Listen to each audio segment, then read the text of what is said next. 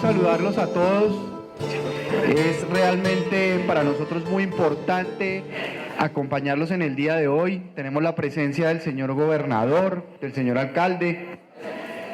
Tenemos la presencia de los parlamentarios, el senador Rodrigo Villalba Mosquera, que nos acompaña acá. Pero ante todo, pues acá el director de la unidad de víctimas, el doctor Alan Jara, también está presente, que nos ha acompañado en todas estas sesiones que hemos hecho de la Comisión de Víctimas del Congreso. Y les quiero, en primer lugar, contar por qué estamos acá. Nosotros somos una comisión del Congreso de la República que fue creada por la Ley de Víctimas. Esa comisión está en el Senado y está en la Cámara de Representantes. En el Senado yo soy el coordinador, en la Cámara de Representantes Jaime Buenahora, es otro representante a la Cámara elegido por los colombianos en el exterior. ¿Y qué hace esa comisión de víctimas? Seguimiento a la ley de víctimas y de restitución de tierras, para que esa ley se cumpla, para que esa ley se lleve a la práctica, se desarrolle, beneficie a quienes deben beneficiar, que es a las víctimas del conflicto armado colombiano. Pero la función de la Comisión de Víctimas es también ser un puente entre la institucionalidad del orden nacional, del orden departamental, del orden municipal y las víctimas, para que realmente haya una comunicación, para que las víctimas se sientan escuchadas, representadas, para que realmente toda la organización de las víctimas pueda hacerse presente ante la institucionalidad. Gracias a la Embajada de Suecia, en buena parte, y a la embajadora y a todo su equipo, hemos podido realizar una serie de sesiones en las regiones para que la comisión vaya a los territorios.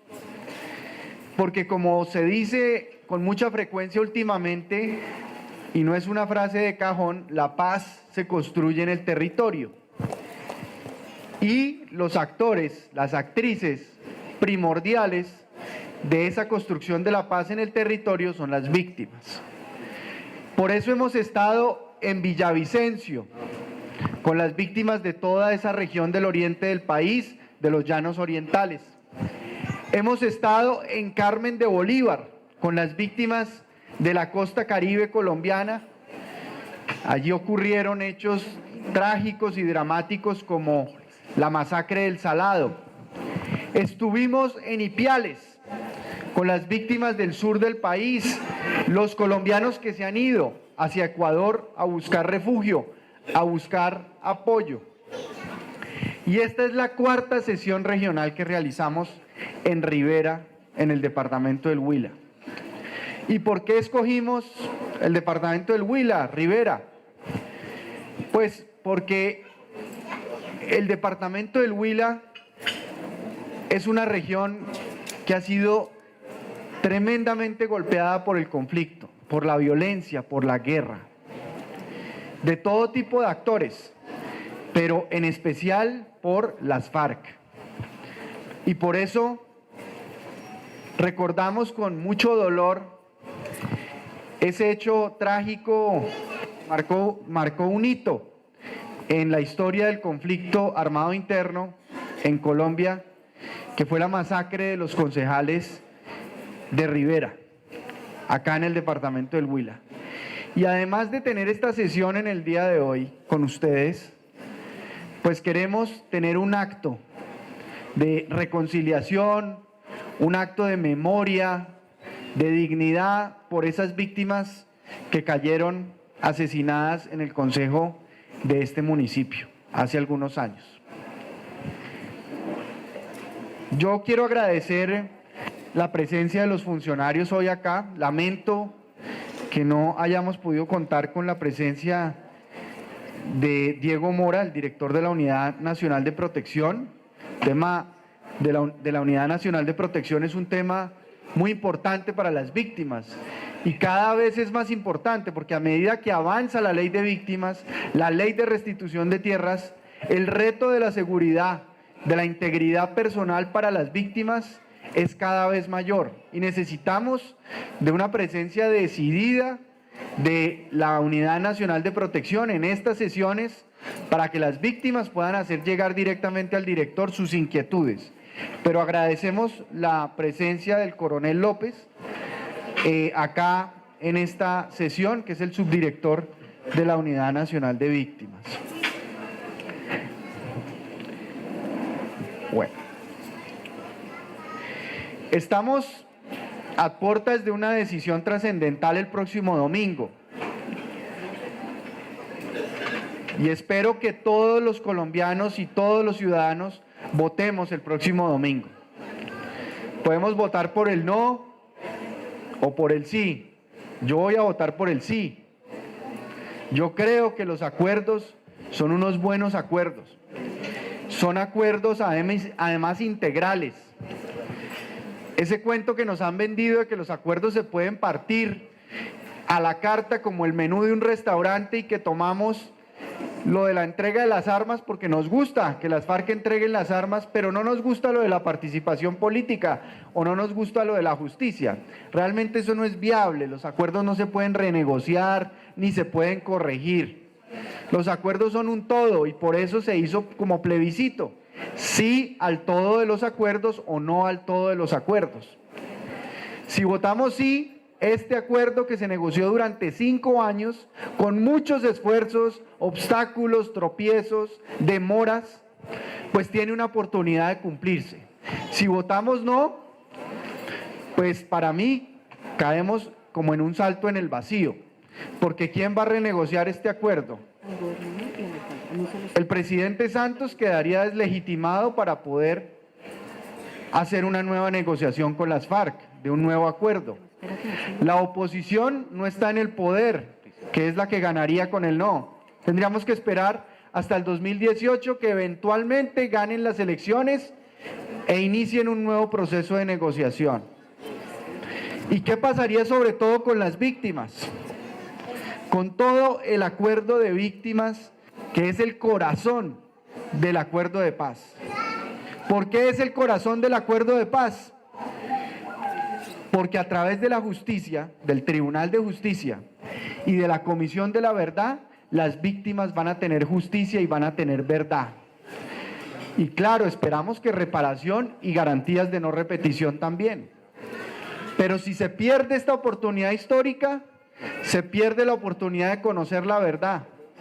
Se pierde, por ejemplo, la oportunidad de que la unidad humanitaria que se crea con el acuerdo de víctimas, que va a buscar a los desaparecidos, que son más de 35.000 desaparecidos en Colombia, familias que no han encontrado a sus seres queridos, no han podido hacer el duelo sobre su muerte, no han podido recibir los restos de sus familiares, se quedarían sin esa oportunidad. Pero además, la Comisión de la Verdad va a permitir esa reparación, esa liberación del dolor que muchos hemos sentido como víctimas. Y ese tema de que este es un acuerdo de impunidad, pues yo creo que vale la pena mencionar una cosa sobre eso. Las FARC no fueron vencidas militarmente. Por eso se hizo una negociación política que busca convertir el actor armado en un actor político. Pero para esa transición entre actor armado y actor político, las FARC tienen que rendir cuentas ante el Tribunal de la Justicia.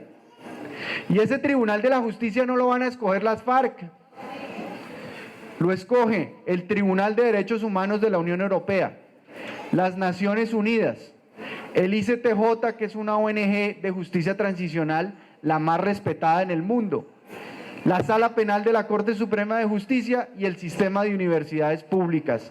Esos son los 5 que postulan los miembros del Tribunal de Justicia. Y el cuento de que no va a haber cárcel para las FARC, los que no colaboren con el Tribunal de Justicia y sean vencidos en juicio, se van entre 15 y 20 años a la cárcel. Los que colaboren tardíamente se van entre 5 y 8 años a la cárcel. Y los que sí colaboren con las víctimas, con la verdad, con el Tribunal de la Justicia, pues tienen unas penas restrictivas de la libertad y tienen que cumplir con sanciones de justicia restaurativa, desminado humanitario, conciliar con las víctimas y sus comunidades obras de reparación al daño que causaron los victimarios. Pero además tiene una gran ventaja este acuerdo de justicia, y es que va a juzgar los crímenes de todos los actores del conflicto, no solamente de los vencidos, porque como no hay vencidos en esta guerra, realmente no fueron derrotadas militarmente las FARC. Miren ustedes lo que pasó con la Segunda Guerra Mundial. En la Segunda Guerra Mundial, las únicas atrocidades que fueron juzgadas fueron las de los nazis en los juicios de Nuremberg. Las atrocidades de los aliados nunca fueron juzgadas. Y los aliados sí que cometieron también atrocidades, sobre todo el último año de la guerra, que fue el más cruento y el más violento. Aquí vamos a conocer también los crímenes que cometieron los otros actores del conflicto armado interno. Por eso es un acuerdo integral sobre todos los actores del conflicto, pero específico al conflicto armado exclusivamente. Por eso yo creo que este es un buen acuerdo para las víctimas, sobre todo, que por primera vez participaron de manera protagónica en un proceso de paz. Tuvieron la oportunidad de ir a la mesa de negociaciones a hacer valer sus reclamos y sus derechos. 3.000 foros se organizaron a lo largo de todo el proceso de paz para que las víctimas a nivel territorial y nacional pudieran hacer llegar sus inquietudes, sus reclamos. Entonces yo por eso voy a votar por el sí el domingo.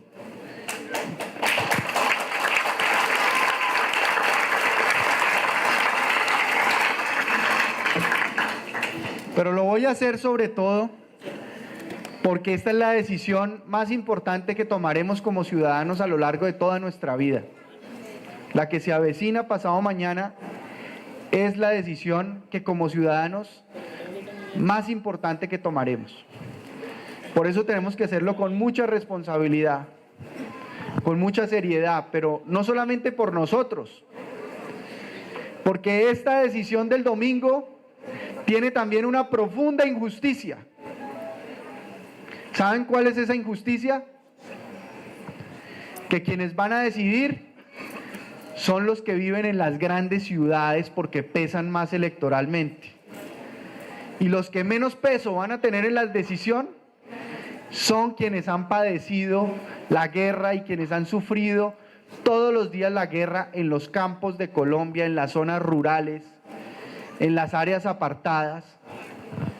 Entonces nosotros tenemos que pensar en eso, no pensar en nuestra condición personal, egoísta, pensar en si este acuerdo es un acuerdo positivo y conveniente para la sociedad colombiana en su conjunto y especialmente para esas poblaciones que han sufrido directamente la guerra y todos sus efectos trágicos y dolorosos.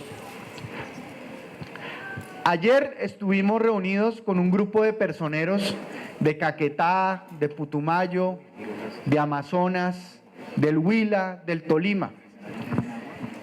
El miércoles tuve la oportunidad de reunirme con 1.000 mujeres en Cali, del distrito de Agua Blanca, todas víctimas de violencia sexual, víctimas de abusos y de maltrato intrafamiliar.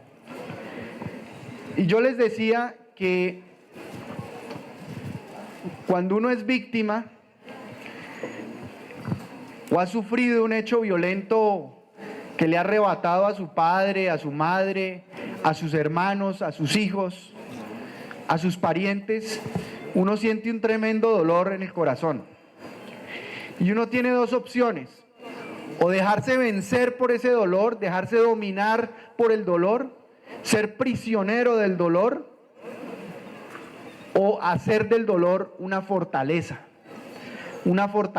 para vivir, una fortaleza para transformar su entorno, transformar su comunidad, transformar su vida.